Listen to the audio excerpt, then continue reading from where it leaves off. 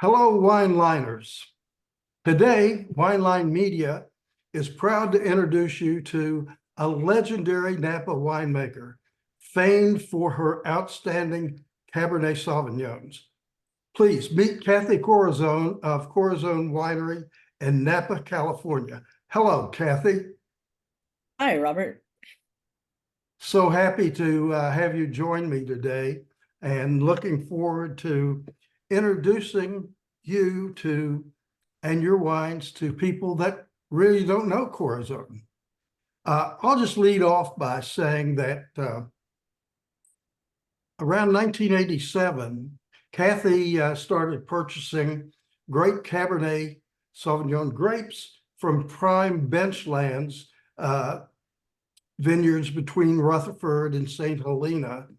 And she was intent on making powerful, elegant Cabernet Sauvignons that really spoke of the terroir of the area. I believe you were working at other wineries at this time. Is that correct? Yeah, that's right. I've been making wine in the Napa Valley for almost 50 years. I moved to the Napa Valley in 1975. Then I went over to UC Davis and got my master's degree in winemaking. And then I've been making wine in the Napa Valley ever since. First, in 1978, I was an intern at Freemark Abbey Winery. And from there, I went to be the head winemaker at a little tiny winery on Spring Mountain called Yverdon, which later became Terra Valentine and is now where La Jolla is. And then from there, I went to Chapelet, where I was the winemaker for all the 80s.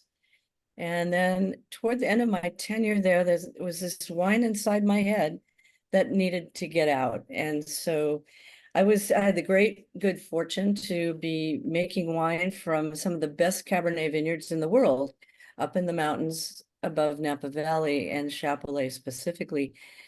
But mountain grapes are built differently than benchline grapes. And this wine inside my head was a wine Cabernet that was both powerful and elegant. And Cabernet is going to be powerful no matter what you do, where you grow it, how you make it. But it's way more interesting to me at the intersection of elegance. And that's what I've been chasing my entire life. So I needed to go down to what we called historically the Rutherford Bench area, which is our jargon for the alluvial fans coming out of the hills. And those soils, first, the climate is perfect. It's hot enough to get Cabernet reliably ripe, and that takes a lot of heat. But we get fog streaming in through the Golden Gate and up into the Napa Valley every single night. So we have this huge diurnal shift. We have hot days enough to reliably get Cabernet ripe, but then cold nights, which we need to make world-class Cabernet. And that allows us the vines make darker color when it's cold at night. They make more complex flavors. And most importantly, they maintain their natural acidity. That's key to me. So this wine that needed to be made, I had to go down to the Rutherford Bench. I've sourced the grapes from one little tiny corner of the world, and that's bench land between Rutherford and St. Helena. And I just put my 37th vintage in the barrel, 37 years Wow. of that. So about what, 1985, you purchased Corona's Vineyard? 1990, 95. 1995. Yeah, We closed 95. for the last day in 1995. So we made the first Kronos vineyard for us in 1996. It was already an old vineyard, and now it's a very old vineyard. It's 53 years old. It's one of the last old Cabernet vineyards in the Napa Valley. Wow, amazing. How did your husband, William, think about this? Was he supporting? He's been more than supporting. He's been key every step of the way. In fact, he located the Kronos vineyard. I knew needed to find a vineyard that was Bill gravelly loam between Rutherford and St. Helena. I don't ask for much. So handed him the old maps, all the old soil maps, and he took off and found Bale gravelly loam between Rutherford and St. Helena, much of which is up against the hills with trophy homes on it. That wasn't something we could afford to do. But after a while, he found the property that's now Corison Winery and Kronos Vineyard, right on the highway, Highway 29. It had been for sale for something like 8 years. Those are very different times. And we were extremely fortunate because everybody thought it was on AXR1 rootstock, which was dying due to phylloxera. But we found out from the gentleman who had planted the vineyard in 1971 that it was on it was on St. George rootstock, which is completely resistant to phylloxera. So that's why it's old to this day. It's making beautiful wine. And for its 50th birthday, we gave it a new trellis for its next 50 years instead of knocking it down and starting over. And then came Sunbasket. Sunbasket quite a bit later, although I had sourced, in other words, bought those grapes for more than 30 years through 3 different owners, and then had the amazing good fortune. Again, it was William who negotiated this, made it happen. It took him years to make it happen. And so now we own what we call the Sunbasket Vineyard. It's our second estate vineyard, and it's about 100 yards from Kronos Vineyard. They're very similar in location, but the soils are different, and they're different enough that the wines are quite distinct. That's very interesting. You know, the first time I tasted one of your wines was when I was out to your vineyard making a video, and I was just really knocked over with the fact that, and forgive me if I'm interpreting it wrong, but I found it really top level Bordeaux-like in terms of being more elegant. It didn't have that jammy, hard-nosed, typical California Cabernet punch in the mouth, if you want to say that. And Well, Bordeaux is certainly an inspiration, as are some other wines of the world. I love wine and I love the wines of the world. And my goal with the Corison is to have it speak of time and place, and to have it be, like I said, elegant as well as powerful. I want it to grace the table, and I want it to live a long, interesting life. So yes, fashion comes and fashion goes over the almost 40 years I've been making this wine. But this wine stylistically was fully formed before I started making it. And I went to the little corner of the world I knew I needed to go to make this wine. And all these years later, I hope I'm better at it, but I'm trying to do it exactly the same thing. well, it's interesting to me that you must be doing the right thing, because when I ask other winemakers in Napa who they admire and whose wine they drink, and your name is always in the conversation. So Oh, that makes me very happy. yeah, that's great. Terrific. Thinking about the fact that I kind of got this Bordeaux-like feeling from your wines, and I can't remember which one it was. The second one almost hit me right in the head as being a Lynch Boss, and one of my favorites, Fifth Growth, and I said, this wine is so elegant, and I don't know a better word for it than that. And it just speaks of that kind of low level alluvial soil that Bordeaux along the riverside is famous for. Yeah, I too love Lynch Bosch. And in general, I would say within Bordeaux, I'm most inspired by the wines of Saint Julien, because to me, they're like that. They're very, I didn't mention aromatic, but I very much want my wines to be aromatic. And that, I think, comes from the gravelly soils. And I've always loved the wines of Saint Julien. Yeah, I had a good friend in Saint Julien that made wonderful wine. He was actually from Belgium, and he was a duke in the royal hierarchy. And gentleman passed away 2 years ago, and I miss him greatly. But the wines of St. Julian are just specifically wonderful in overall nature, I think. Yeah, they have the power of Payak, but they have the sort of life force and vibration of Saint Julien. So I love them. Well, what I'd like to do now is, since I've worked up a thirst listening to this, I'd like to taste three of your wines. Oh, I have poured these a little over an hour ago and let them kind of mature in the glass a bit. And first one is your kind of cornerstone wine, the Napa Valley Cabernet Sauvignon. So tell us about this and what should I expect? well, what I hope and what I'm going for, I want, and then I'll talk a little bit about the vintage in general. These wines are very closely related. They're all in the same little corner of the world, but they do speak of their place and they are distinct wines. My overarching goal is to make Cabernet that includes the whole range of Cabernet fruit flavors.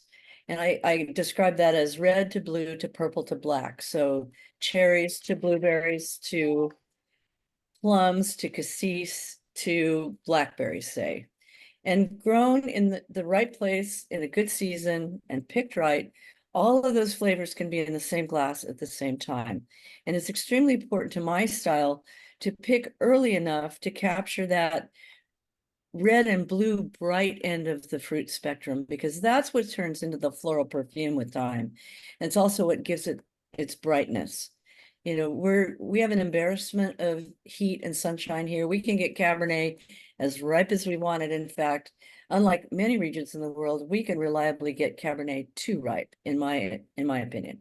So my goal is to pick early enough, and I pick weeks before most here in the Valley, early enough to capture that wide range of fruit flavors, but also to benefit from the bright, snappy natural acidity that I retain, because acidity degrades over time as the grapes ripen. So that's what I do. I'm chose vineyards that will do what I had in mind, and then I spend most of my time out in the vineyard because I can't make the wine any better than the grapes that come in the door. So I spend most of my time out there. We do a lot of canopy management throughout the growing season, which is basically balancing the way the vine grows and the way it fruits, and then probably more importantly, getting the right amount of air and light into the fruit. It's hot here, we can't get too much in, but to get the seed lignification we want and the flavor development we want, we need to get dappled light into the fruit. So it's a dance. You know, in reality, you're really a farmer. I am. We You know, all are in this and business. I don't I don't think you manipulate these a lot in the process, do you? A good friend of mine, Giuseppe Mazzucolin from Felsina in Love Felsin. Tuscany. Have you ever had his wines? That's another inspiration for my wife. I don't mean to interrupt you. We can talk about that Oh, later. no.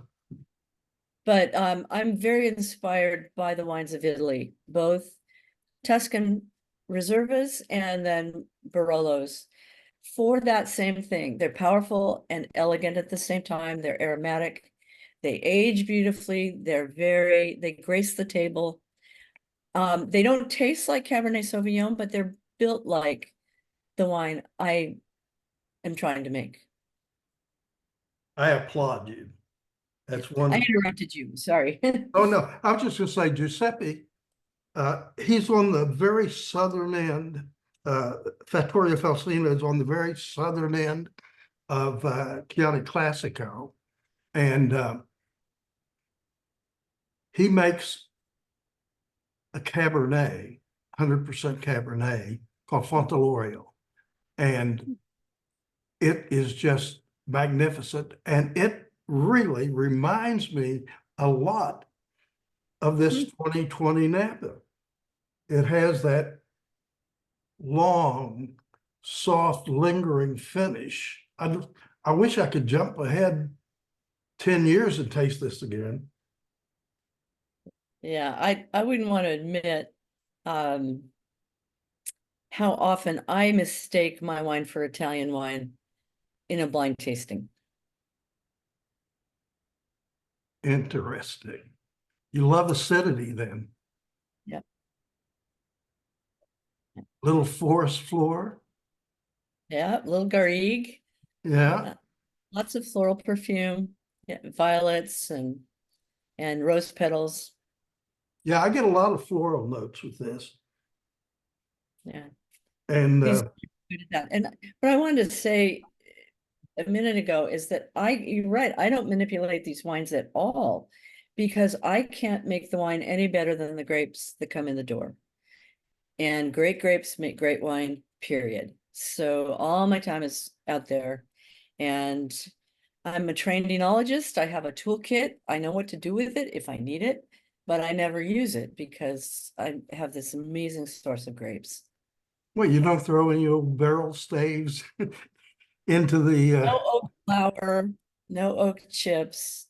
I couldn't make these wines without an infusion of new French oak each year, but I don't want you to be able to taste it. yeah. And that's how much I use, but it's also how I use the new wood. Well, Giuseppe once told me when I first got to know him, he's just off the subject a little bit. He's a wonderful, if you ever get there, please allow me to introduce you to him. And because he used to be head of the philosophy department at the University of Florence before he became a winemaker. He married into a wine family. And so he's just the very erudite, great guy. You ask him a question, he'd talk for an hour and a half.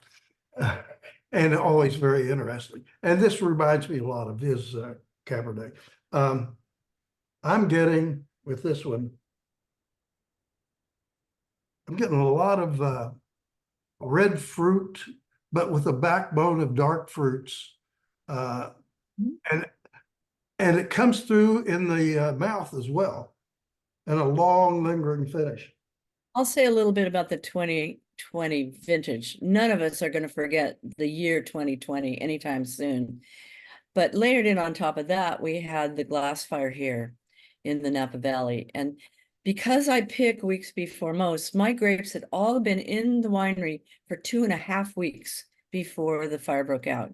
Really? And nobody's going to know how great a vintage it was because the weather was just beautiful. I've pulled up the chart for the weather here just to remind myself and look at it. There were a couple of quick heat spikes in August, which is where most of the ripening happens, but it was a very cool season otherwise. For many days, it was down in the 70s, and that's been in Napa Valley in the summertime knows that's a very, very cool day Really? in August. And then most of the rest of the month was in the 80s. Again, very cool. We generally would be in the mid to high 90s and sometimes over 100 in August and into early September. So it was my favorite vintages are always the longest, coolest. And this one was just beautiful and long and cool. It was a very small crop because we had cold and rain during flowering. So the set was not terrific. It was a small crop going in to ripening. And so it's set up for a beautiful vintage, small crop, long, cool growing season. And that's why I like my 2020 so much. I'm just very fortunate that I dodged the fire bullet. Yeah, I was really interested in when you said that you were sending the 2020s to see if it had any influence from the fires in it, but it certainly doesn't. So where should we go next? Cronus or Sunbasket, do you think? Well, stylistic, probably Sunbasket, because like I said, I have sourced, in other words, bought Sunbasket grapes from the very beginning of my project. And then again, through Williams' skills and persistence, we now own that vineyard, but that's a bit of a miracle. So it's still an important component of the Napa. So that bright red sort of raspberry fruit you find in the Corison comes from the Sunbasket Vineyard. So we're going to taste you're going to taste the two single vineyard wines, Kronos and Sunbasket, and they're very different. Sunbasket leans more toward the red and blue end of the Cabernet fruit spectrum, and Kronos leans more toward the purple and black. And it's just a characteristic of the soils. There are parts of Sunbasket, which you're tasting now, that are 70% gravel. I could mine it for gravel. And that really promotes that beautiful, bright red fruit, which turns into the beautiful floral perfume. It's also it's different from Kronos in many ways. It's quite a bit younger. It was replanted in the 90s after phylloxera. It is different spacing, different trellising, different rootstock, different scion, different training system. So you add all those things together and it makes it a very distinct wine. And if they weren't distinct, I wouldn't bottle them separately because they need to speak to that place. And very different nose from the Corison. Right, because it's not a blend. It's pure Yeah. Sunbasket. It's that pure, ripe fruit that just jumps out of the glass. It's like you want to spread it on toast. Yes, but it's not sweet. It's not sweet. It's not goopy. But it's jam-like without being sweet and goopy. In Umbria,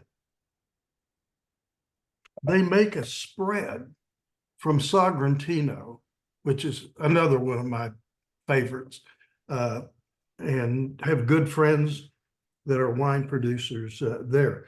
But they make this, they take the must and they, just cook it down, cook it down, and cook it down.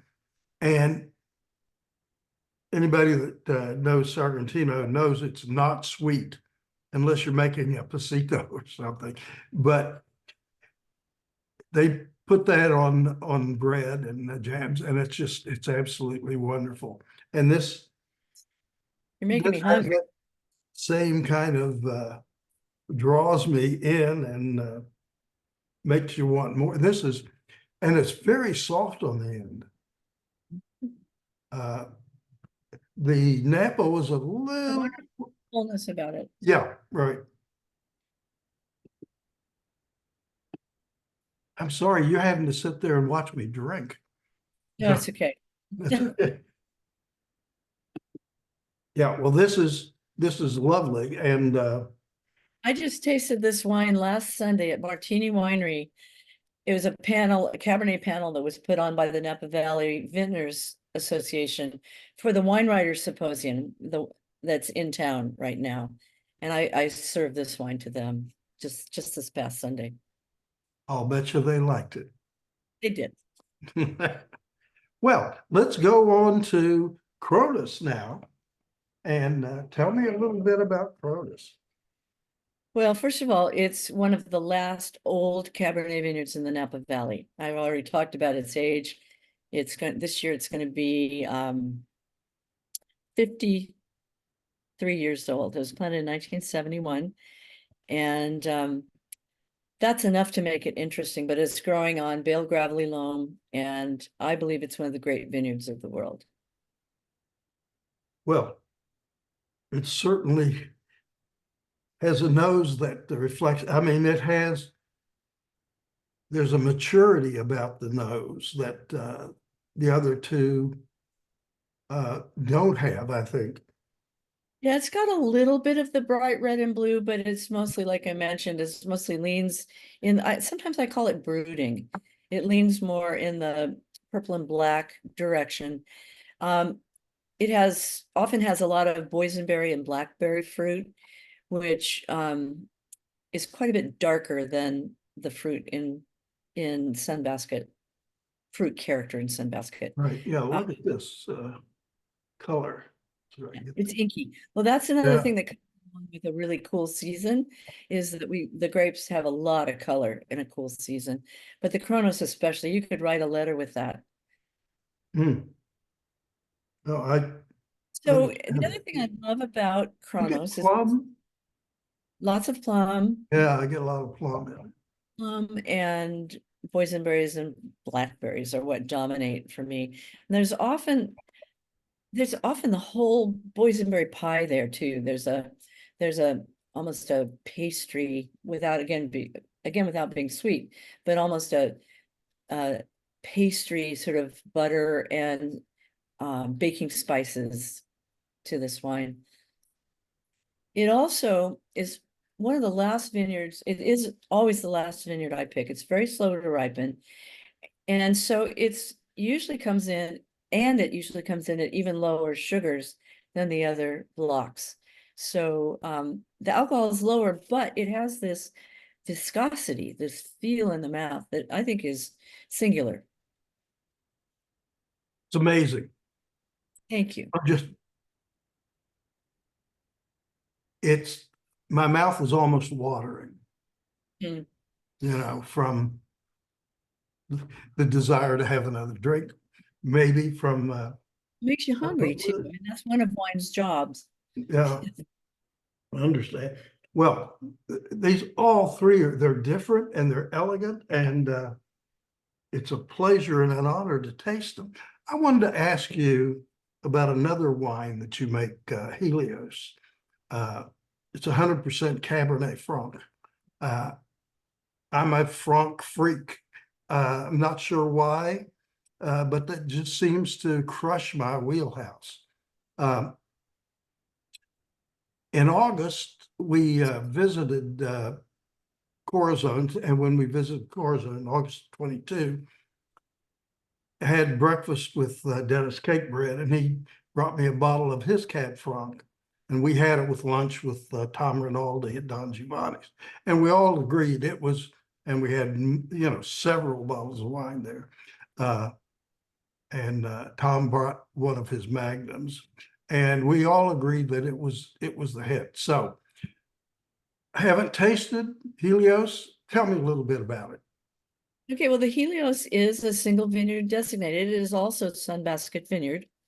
And I originally sourced that vineyard, sharing it with Schaefer. And they would take the Franc. This is a long time ago. They would take the Franc, and each of us would take half the Cabernet Sauvignon. They became all estate at some point, and I took over the whole vineyard. So as far back as I can remember, I've been sourcing the whole vineyard even before we owned it. And at that point, started to make a little bit of Cabernet Franc. It's 6 short rows. It's about 4 barrels each year. So it's Wow. vanishingly. But I think it's growing on perfect soil. Again, that gravelly soil. Cabernet in the Napa Valley can tend to grow too much and fruit too much, but these gravelly soils really control that. And then we, of course, with our pruning and canopy management, further keep that in balance. And I love the wine. It's really very, very pretty. It's interesting that you're such a Franc freak, because for the last few years here in the Napa Valley, the price of Cabernet Franc is actually higher than the price of Cabernet Sauvignon Really? in the Napa Valley, at Wow. least for the last 2 years. It might have been a little longer than that. So you're not the only one that loves it. And then I got to go to the Loire Valley to get it. No, they're very different in Loire. They are. I love Franc from the Loire, but it's very different than Napa Franc. Well, I'm very anxious to try one of your Helios. So the next time we're out that way, save Remind me a me. bottle. Yeah, remind me. Yeah, I will. And we're coming to the end of the session. So I just want to say thank you for having this conversation with me. I learned a lot. And thank you for sharing 3 of your amazing Cabernet Sauvignons. We hope to see you soon in Napa. Well, it's my pleasure. Thank you. Okay, thank you again, Cathy.